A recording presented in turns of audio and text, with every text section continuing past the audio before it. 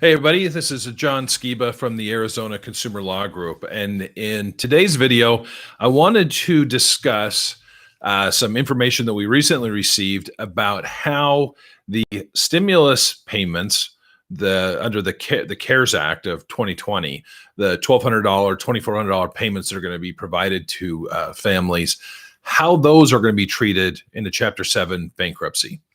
Now, before I discuss specifically how they're going to be treated, I can tell you why myself as a bankruptcy attorney had some concerns when I read the CARES Act and saw that there wasn't any specific language in there on whether these funds could be seized by a bankruptcy trustee in a Chapter 7 bankruptcy.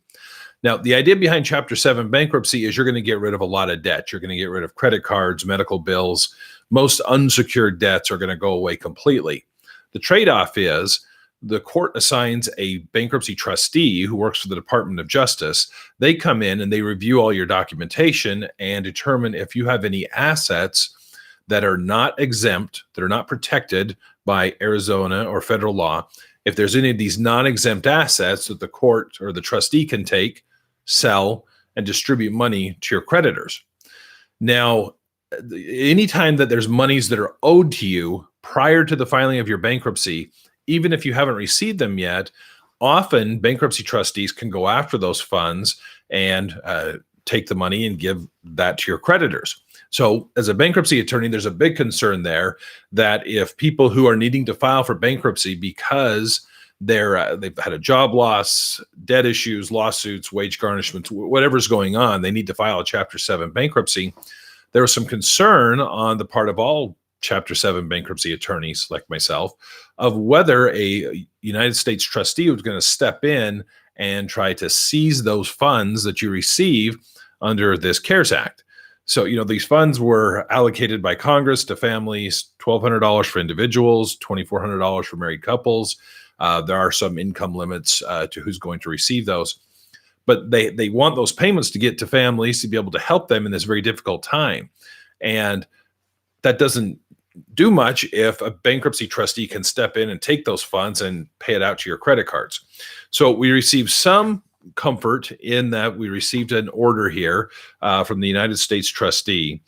And they stated, and I'll read you specifically what they stated. They said that the United States trustee expects that it is highly unlikely that the trustee would administer the payment after consideration of all relevant circumstances.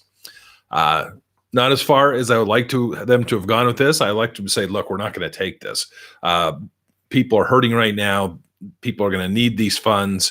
$1,200 is $1,200, but with most families, that's not going to go that far, and will be used likely just to cover, basics, groceries, rent, car payments, that kind of thing. So what they're saying here is that the trustees don't believe that they're going to be pursuing these funds. I think it would be a public relations nightmare for the trustee's office if all of a sudden all their trustees in all these bankruptcy cases were going out and seizing these funds. The order actually even states that the trustees, like the local trustees, are directed to notify the United States trustee before taking any action to recover rebates. So before they can even take action, they're going to have to contact essentially their boss.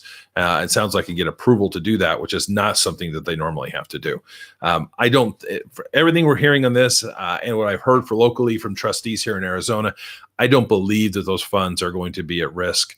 They're going to allow families to be able to use those for what they were intended, and that's to cover some of the basics. So if you want to learn more about the Chapter 7 bankruptcy process, if you're going through difficulty and you're thinking that may be something that could give you some relief, you can head over to my website at consumerwarrior.com.